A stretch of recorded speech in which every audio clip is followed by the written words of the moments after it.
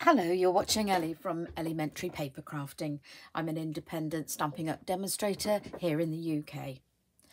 So for this Sunday, I'm sort of sorting through my stamp sets and looking at what's current and looking at some that have gone out, been retired. But the good news is that quite a lot of our stamp sets have returned, and they are back in this annual catalogue. And you know, we tend to neglect the oldie goodies, and we keep working on with the new stuff, you know, which is all exciting. But one stamp set that I did buy, you know, when it came out, when it was new, was Timeless Tulips, and I really loved it. But as I say, new things came in and I kind of forgot about it. It sort of got put to the back of the shelf. But I decided to bring it out and have another play with it because I think it's a lovely set to go with our new in colours. So I'm going to do something with that today. And also another stamp set, which is still current, is Tasteful Touches. And like the Timeless Tulips, oh, a lot of T's in that, I think this one's been neglected a bit. There's some beautiful images in here.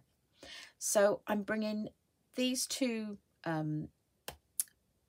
oldie goodies in with a new stamp set, which is hand penned petals. And this one has been very, very popular with Stampin' Up demonstrators across the world, actually.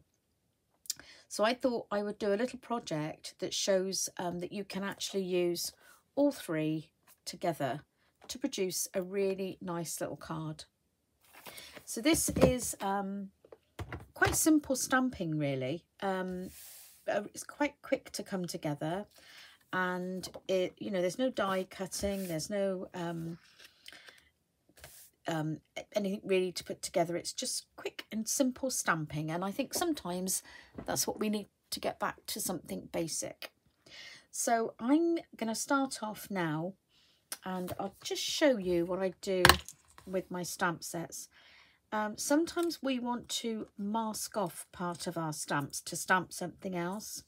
So when I make masks, I keep them in the case. I am actually going to put them in a little plastic bag. I keep them in here, and then you can use them time and time again. So I'm going to take those masks out because that's what I need at the moment. And let's just put those to one side. And I'm going to, I'm going to say something now, and those of you who know me are going to really laugh at this. We have a new colour. One of the new in colours is Polished Pink. And yeah, I'm actually going to say it out loud. I like it. Everyone knows I'm not a pink person, but I like it. Okay, now it's said, it's out there. Okay, I'm still not going to wear pink, but you know, I do like this. So we're starting off with the larger tulip stamp, and I'm just going to place it probably about there. Okay, and just stamp down full strength ink, and then I'm going to do the same with the next size tulip down, and just point that one down and another image there. So that's the tulip flowers. And then just give that a minute to dry. And then I want to stamp some foliage, but I want the leaves to look as if they are behind my tulips. And so the way you do that is to put the mask on top of what you've already stamped. Now, when you're using masks, there is a matching punch for this, and this is how I punch these out. But you really need to cut the mask slightly smaller than the stamped image. Can you see the little pink outline that's around this? Because when you stamp the next image on, it doesn't go right up to the edge, and so if you mask it all off, there's a little line, and it just doesn't look very nice. So I'm coming in with another new in colour, Soft Succulent.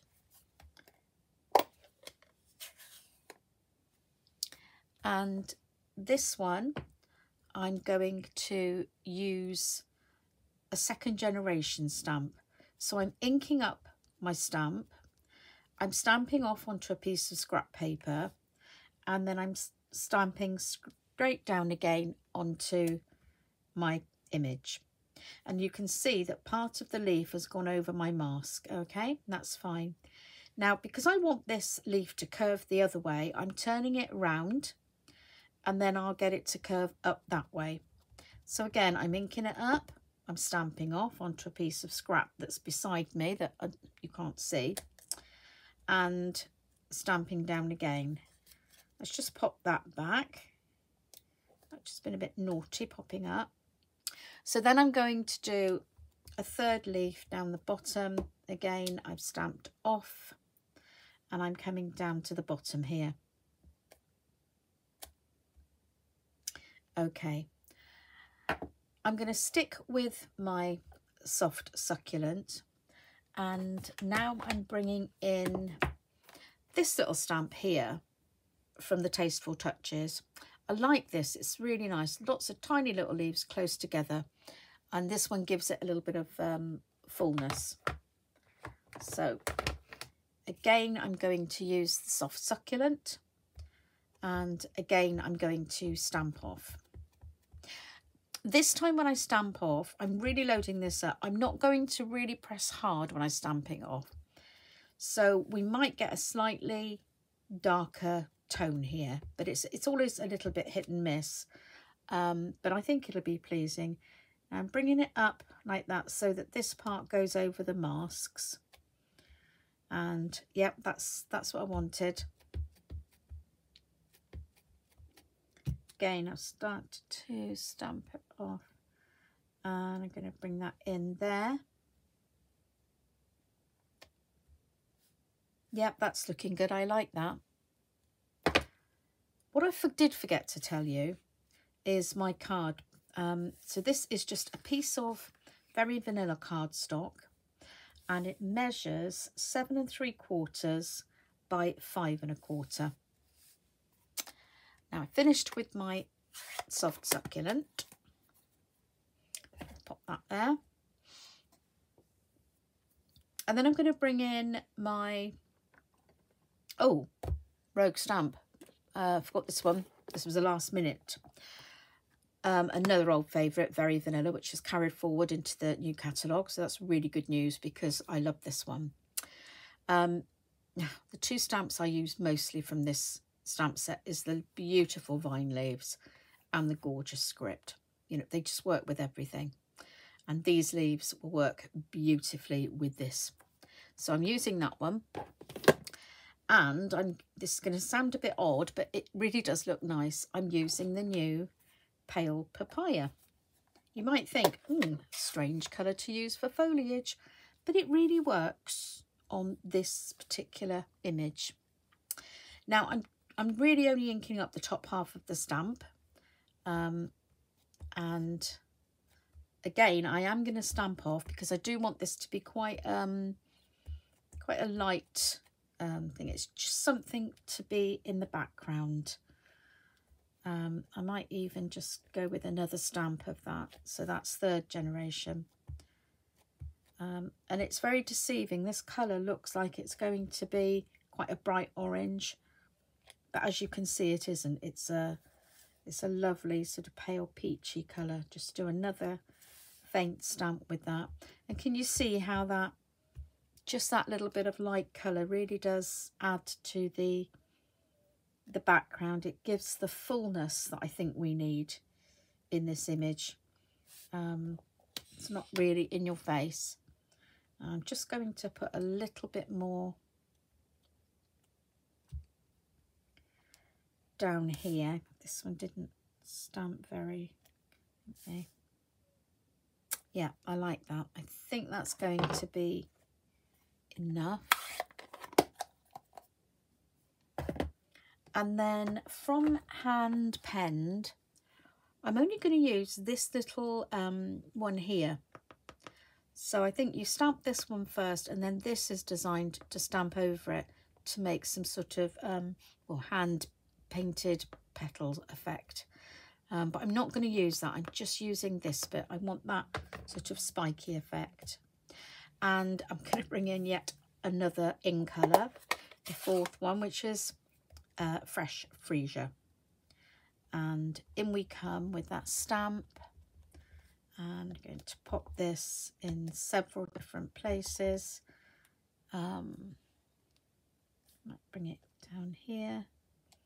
Doing a bit of first, second and third generation stamping.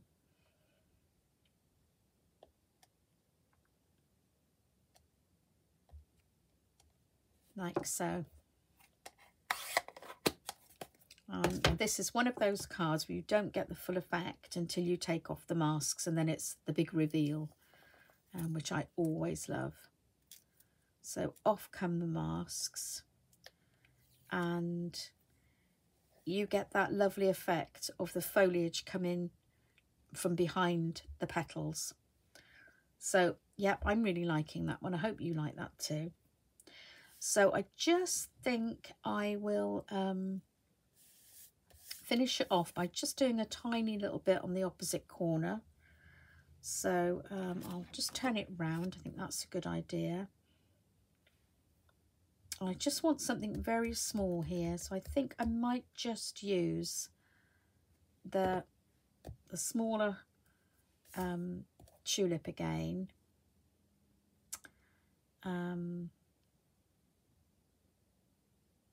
Yeah, I think I know what I'm going to do. So let's find my polished pink again. Let's just move these out of the way.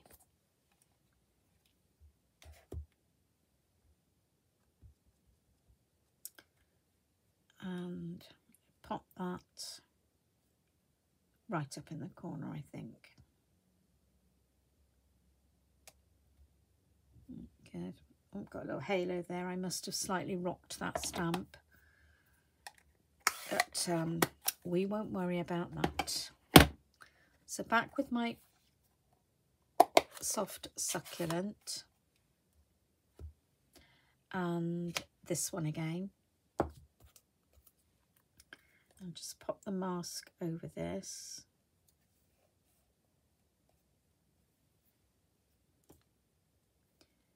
And I'm not going to ink up the stem of that. But I am going to stamp that off because I really don't want this to be very heavy. And I think I'll just do 1 and 2, and it does dry lighter. And then I come back again with a little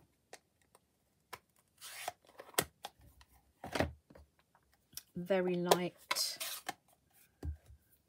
stamping of the vines with the pale papaya. And again, this will be stamped off. Let's just grab a piece of scrap paper under here. Oh, come on.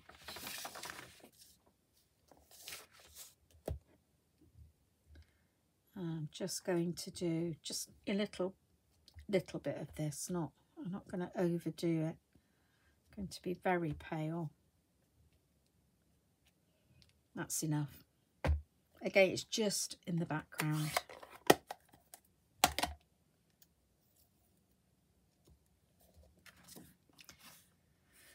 Now, with regard to that little smudge, there is something you can do when you've got a tiny little smudge like that, and that's this sand eraser, mono sand eraser. You can very often get things off by using this. You don't need to press hard. You just gently rub over it for quite a little while, and it does come away. But, you know, if you just do it very lightly, you won't leave a mark. But I'm not going to do it now because it does take some time. So we'll just, you know, I'll do that one later. Okay. So that's that's my finished card. Now I'm going to put some tear and tape on the back. So just show you how I do this. I'm just going to bring in my little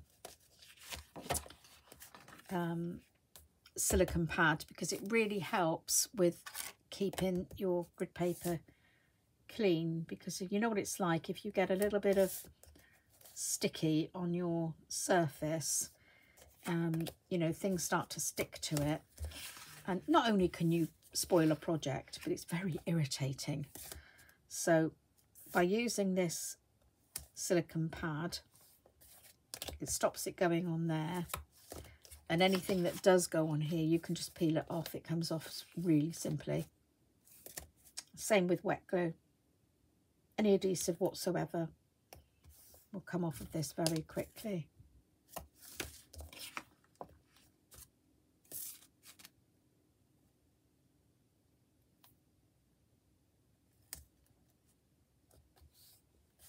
So I don't know what it's like where you are, but we've actually got a rare bit of sunshine here.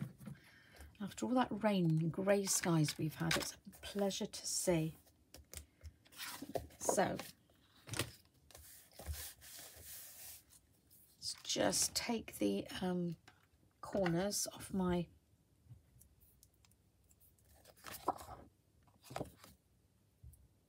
the backing tape. I just take the edge off with a pair of tweezers in each of the corners.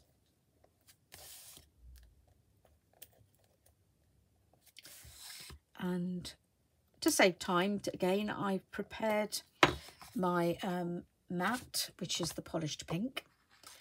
And then I just hold my card over the top of my mat until the border looks the same to me all the way around. Oops, and I've just moved it.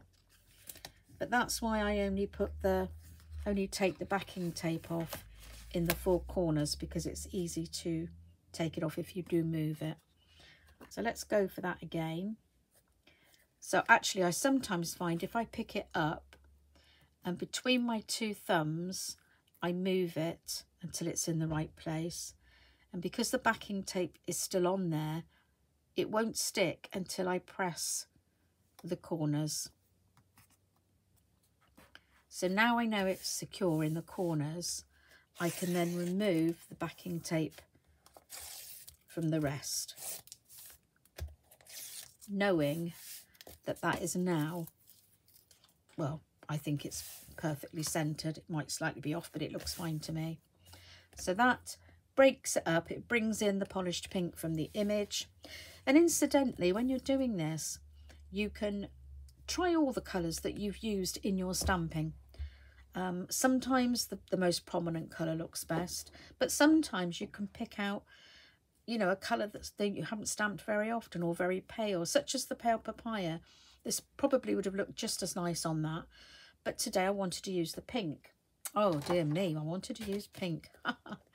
Now normally, I don't know why I haven't done this today, it completely slipped my mind, but normally when I do this I actually gut it so that I don't waste all this card, but I forgot all about that today. So I went ahead and popped the double-sided tape on the back of this one as well, just for save a little bit of time again. And then I'm placing it onto my card. The polished pink measures 8 inches by 5.5, and my card base, I always make my card bases to measure. Right, that's strange. I thought I had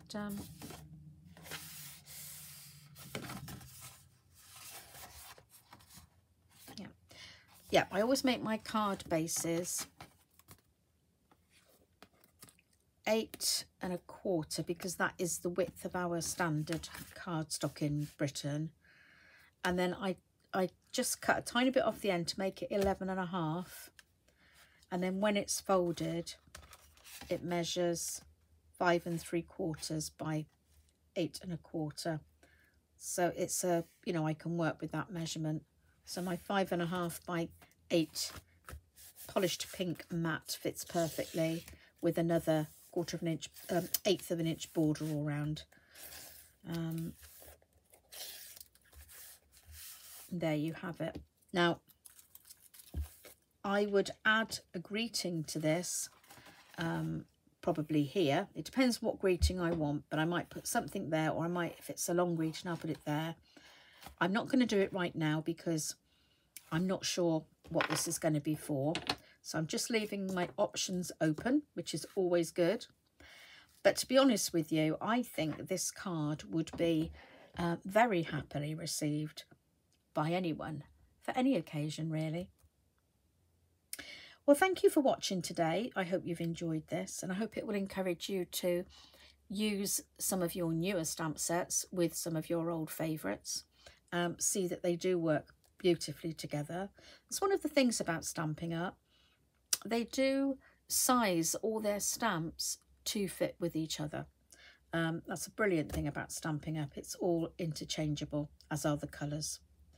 So if you would like to buy any Stampin' Up supplies from me, you can do so. This is my shop, the link for my shop. And if you would like to order, please use the May host code, which is here. And if you do that, I will send you a little free gift as a thank you.